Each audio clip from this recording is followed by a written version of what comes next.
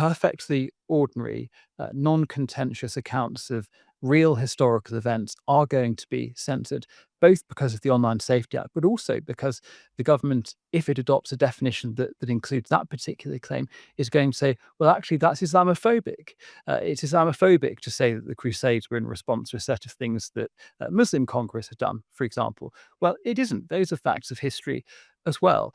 And so I think what we're seeing more generally than that is something of a perfect storm for freedom of speech in Britain. Do you want to read about the history of the Crusades and the feats of Richard the Lionheart? Or perhaps are you interested in a little Roman history? Well, I'm afraid the computer says no.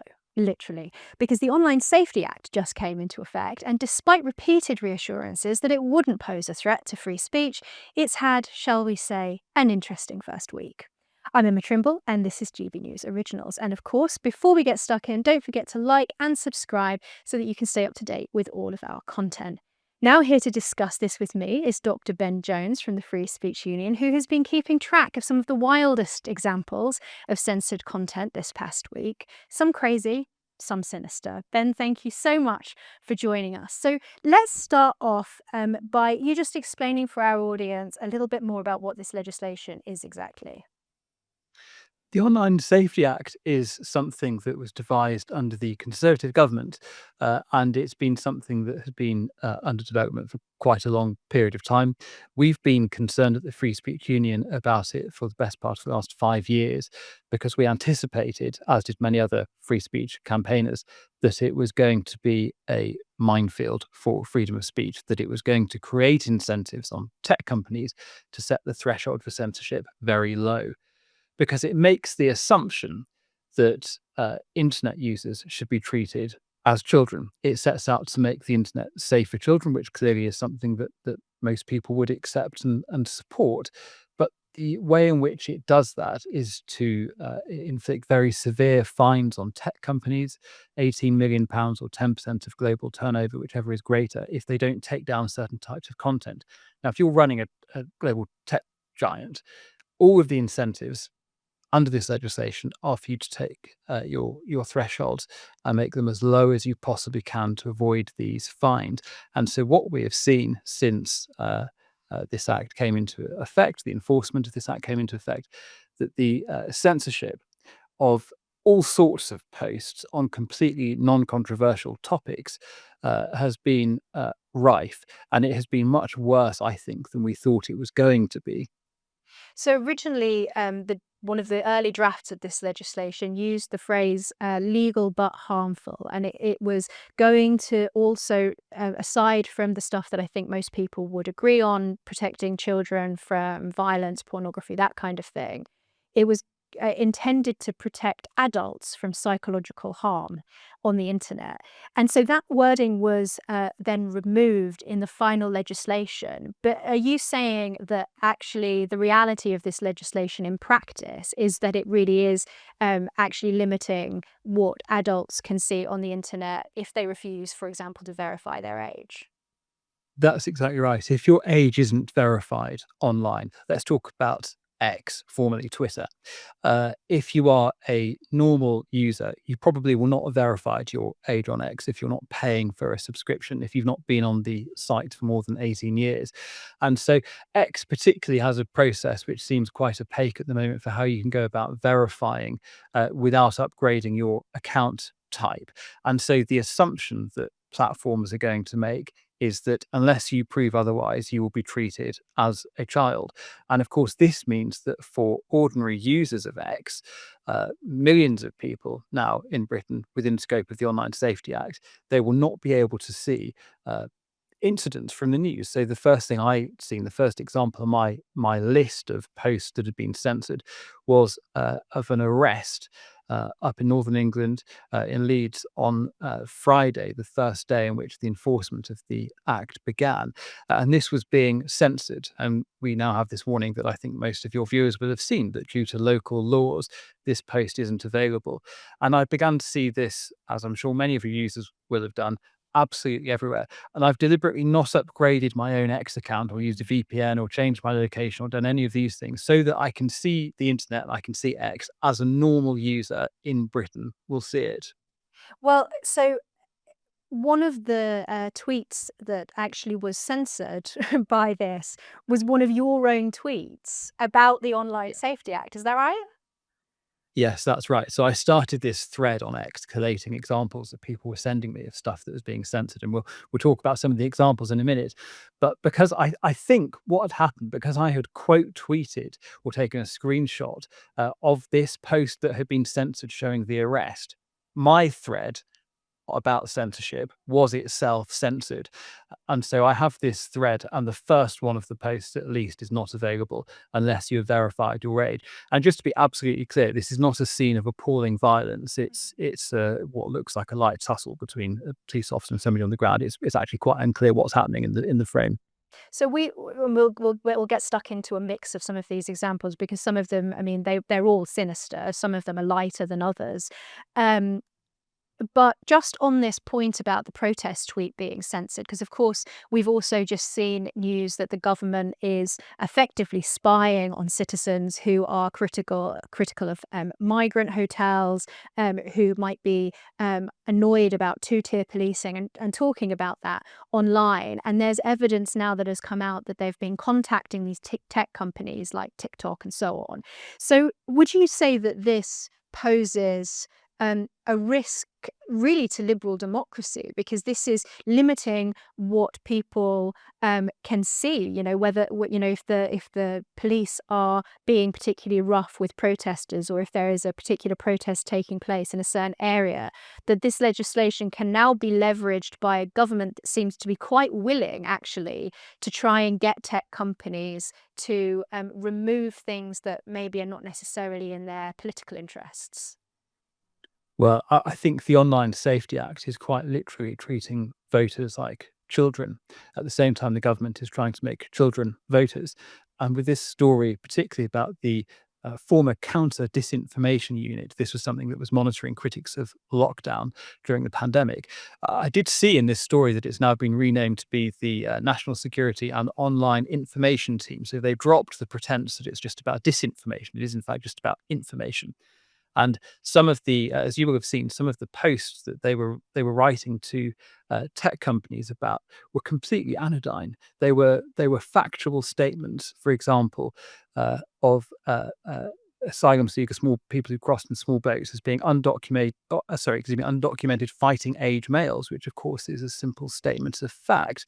And there were other posts that had been identified because they were about two-tier policing or because they had concerning narratives about the police. And this is the second story in a week, which has been about the government setting up some new unit to spy on what people are saying online. And the other was this supposedly elite police squad, the National Internet Intelligence Investigations Unit that's been set up. So all of these units are proliferating, monitoring what people are saying, and then they're not tracking people who are engaged in or adjacent to terrorist activity, for example. It's dealing with people and monitoring people who, you know, like the vast majority of the public are very concerned about and hostile to the small boat crossings that we have seen, particularly ramping up in the last 6 months, of course. And what one of the most absurd examples, you say, you know, it's treating adults like children. One of the unverified users on Twitter is Father Marcus Walker, very well known clergyman based here in London, and he had been trying to look at and read a tweet about a Roman consul, and that had been censored by um, by you know the age verification because of course he isn't verified, so he hasn't paid and given them his details and so on. um that's not the only example either, is it? There was also a case of a tweet about the Crusades that also was censored. So this is also limiting people's access to information that isn't even tangentially related to any of these issues that should be caught in the net of this legislation. That's right. It cannot be stated strong enough that we are not talking about extreme violence or pornography when we're talking about threads of things that happened in medieval or in ancient history, 1 or 2 thousand years ago, respectively, with those two examples. The thread about Richard the Lionheart was just extraordinary. I mean, it was the level of gore that you might get in, say, a horrible histories book, the sort of thing that many 8, 9, 10-year-old children are reading every day, and there was nothing about it whatsoever that should have been caused to have that post taken down. But again, I think what we're seeing is because all of the incentives on X and tech companies are to avoid fines and to treat users as children. That's the purpose of the Online Safety Act. And so it is just much easier from the perspective of somebody running a tech company to say, if we've got to comply with this, we've just got to take almost everything down that might possibly be captured by this act. But no, it's extraordinary. I mean, the post about Richard the Lionheart, the idea that you can't read about the Crusades or that that's dangerous for children to know about. Obviously, acute sensitivities about multiculturalism in Britain today. I wonder if that's part of it as well. But the example of the Roman consul, not a household name, I think Marcus Claudius Marcellus. You may have heard of it. I confess I hadn't done actually. Not a household name, but the idea that reading about battles he fought 2,200 years ago is something that children should be protected from. Patently absurd. So we've seen a lot over the last 5 years, especially of history being particularly politicised. And I know that this is your area of expertise on Islamophobia and blasphemy laws. What is the potential risk here in terms of the censorship of history online, adults wanting to read this stuff? You could foresee a situation where the government adopts an Islamophobia definition that then, you know, sets age restrictions perhaps on people being able to discuss topics relating to Islam on social media platforms. Absolutely. That's probably the single biggest danger on my radar at the moment of the Online Safety Act coinciding with whatever definition of Islamophobia the government ultimately settles on, if it's able to. If it were to use the definition that the All Party Parliamentary Group on British Muslims has written, that's been adopted by the Labour Party and by many other councils and other sorts of bodies as well, that explicitly says that it is Islamophobic to make claims that Islam was spread by the sword, which again is simply a brute fact of history. It is not something that is controversial among historians. It is not something that is debated or even debatable. It is simply a fact of human history and of the early medieval period and so on. Otherwise, it's very difficult to explain how you end up with Muslims in Spain, for example, or in southern France. It is not possible to do that without accepting that Islam was indeed spread by the sword. And so I think historians, people who have any casual interest in history, are all going to find that perfectly ordinary, non contentious accounts of real historical events are going to be censored, both because of the Online Safety Act, but also because the government, if it adopts a definition that includes that particular claim, is going to say, well, actually, that's Islamophobic. It's Islamophobic to say that the Crusades were in response to a set of things that Muslim conquerors had done, for example. Well, it isn't. Those are facts of history as well. And so I think what we're seeing more generally than that is something of a perfect storm for freedom of speech in Britain. Because, I mean, just to give some examples from the last month or so, we've had, of course, the revelation of the Afghan super injunction. We've had the discovery made by the Free Speech Union that Prevent is treating concern about a lack of integration as a terrorist ideology. So that's training that all public sector workers with Prevent duties are now receiving. We've had a councillor who was reported to the police for asking if local people would have equal services to Afghans being rehoused in the area. We've had the police elite squad, in inverted commas, that we've discussed, and this is all stuff that's happened in the last 2 months. It's extraordinary, and the speed and the fury of the assault on freedom of speech is only intensifying.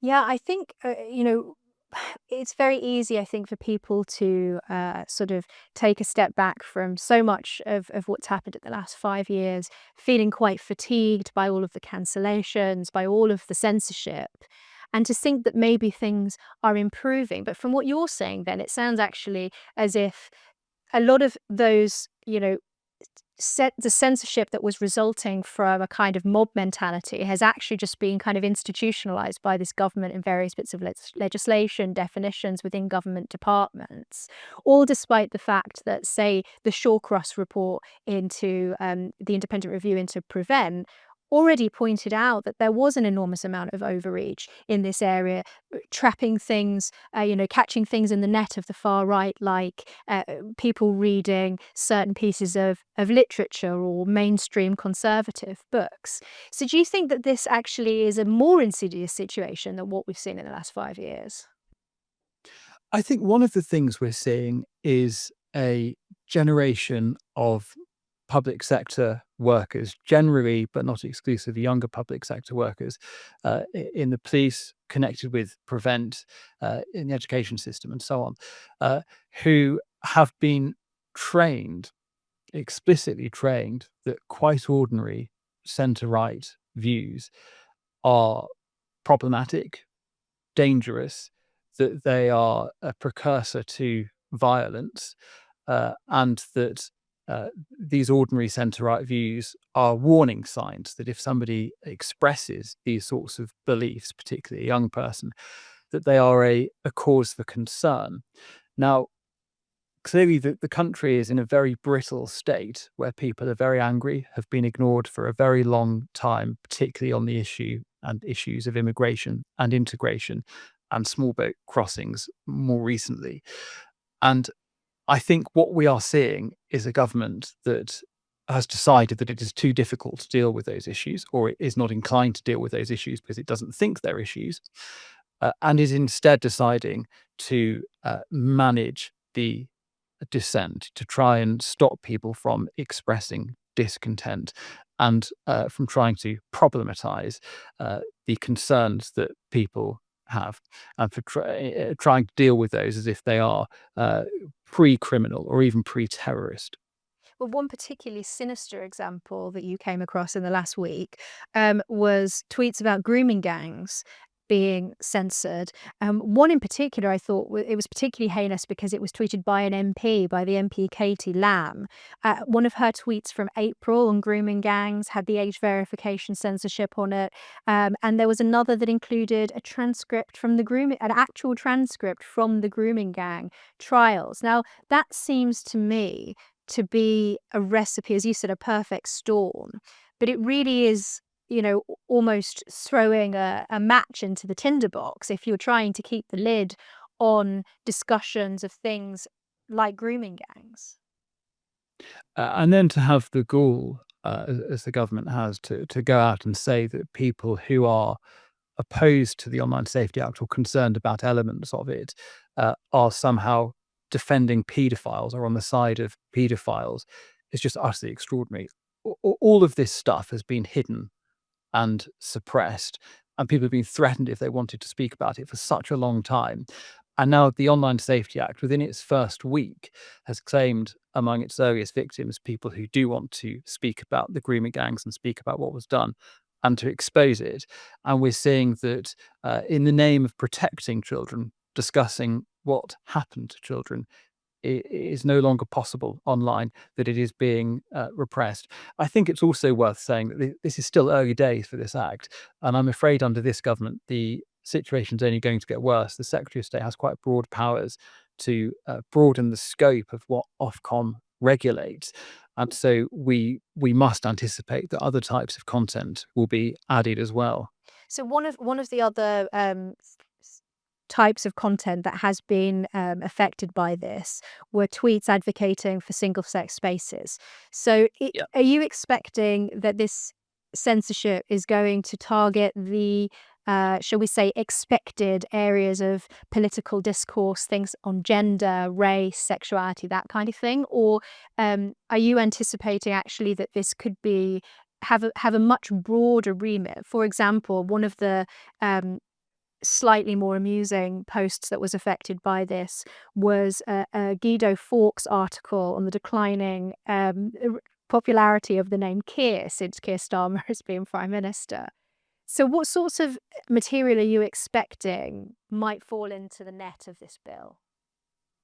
I think it will be the stuff that you'd expect. And I think the reason for that, as we discussed a moment ago, actually, is that there is this growing presumption that children must be protected from quite ordinary centre right views. And so I think the conflation of, for example, gender critical feminism, disbelief in trans ideology, the idea that that is going to cause harm to a set of people, the idea that concerns about mass migration, that that is going to cause harm to another set of people. I think all of these issues are going to be, and have already been, at the top of the list of things that are going to find themselves being censored directly because of this act.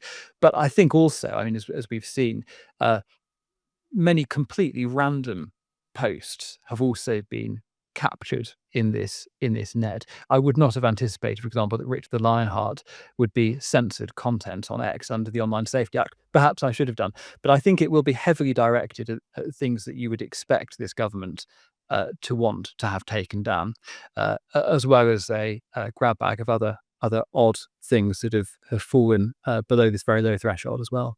Well, like you say, I mean, it's only the first week and it's already catching all of these sort of broadly tangential things like the Roman consul. So, in terms of the kind of business side of this, presumably the social media companies are not going to be happy about having to abide by these guidelines, not because they are siding with paedophiles, but because people who don't want to be verified, I imagine, would leave the platform. Now, maybe this will drive more people to become verified on X, so maybe it will be good for business as far as Elon Musk is concerned.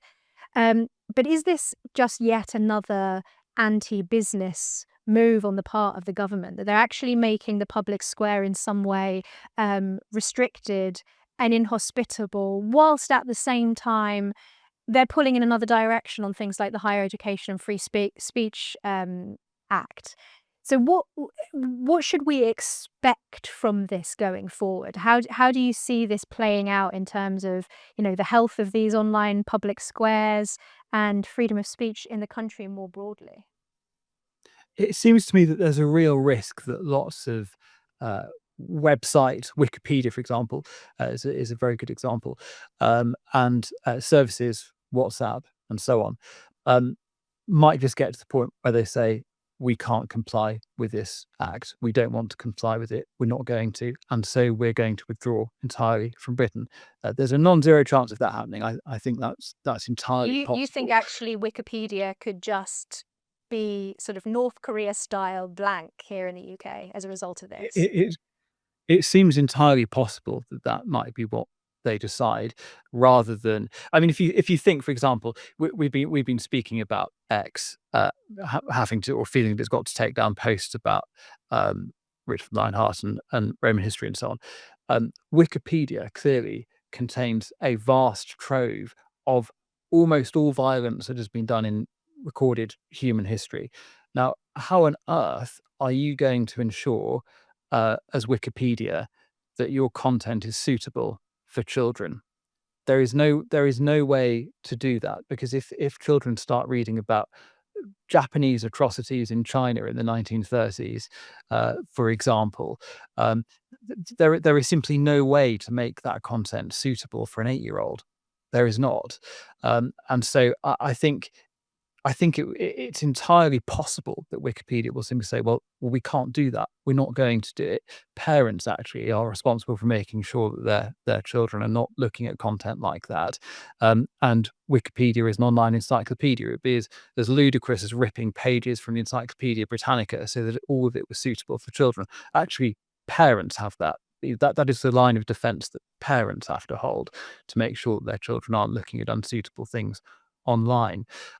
So I think it's entirely possible, and I think it will obviously pose a huge, huge inconvenience to people who want to use the internet for entirely ordinary, what to be lawful activity. Now, as you have said yourself, this there are lots of people who are criticizing the critics of this bill on the basis that they are sided with paedophiles. There was a big hoo-ha over this just in the last week or so.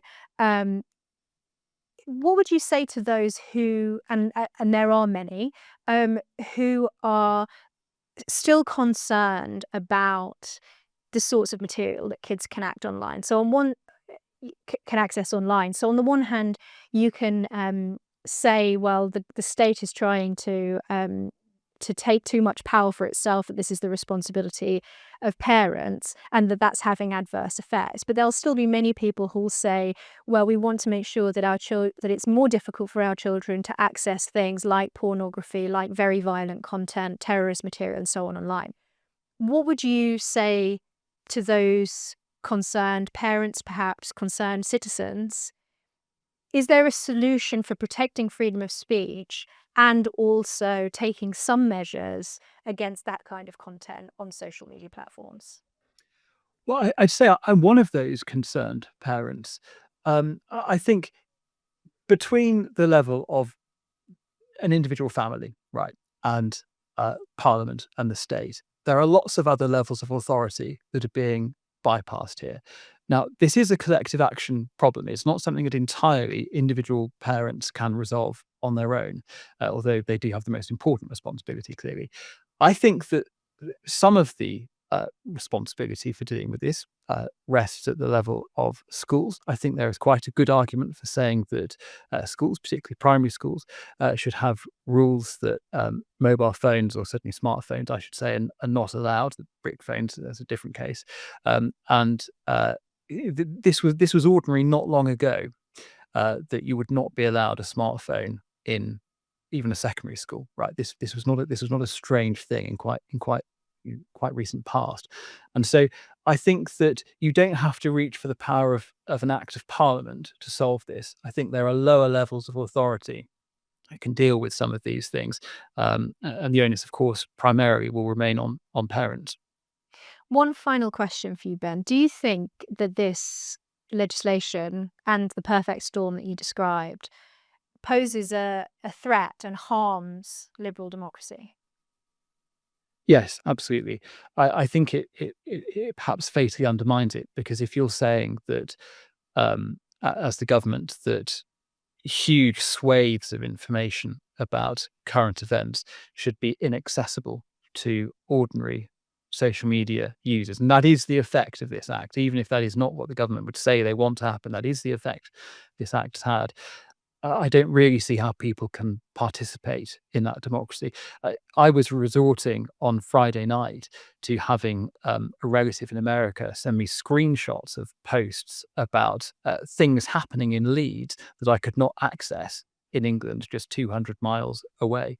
So I think people will find workarounds, and that applies, of course, to what teenagers are looking at on the internet as well. Of course, teenagers are going to find their way around these sorts of safeguards. Obviously, they're going to do that.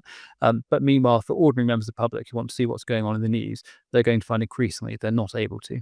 Well, the Americans are very interested in this, so it'll be interesting to see how that pans out in the special relationship. Thank you so much for joining us, Ben Jones from the Free Speech Union, and we will be keeping our eyes on this, so don't forget to like and subscribe. Let us know what you think in the comments. Thank you for joining us.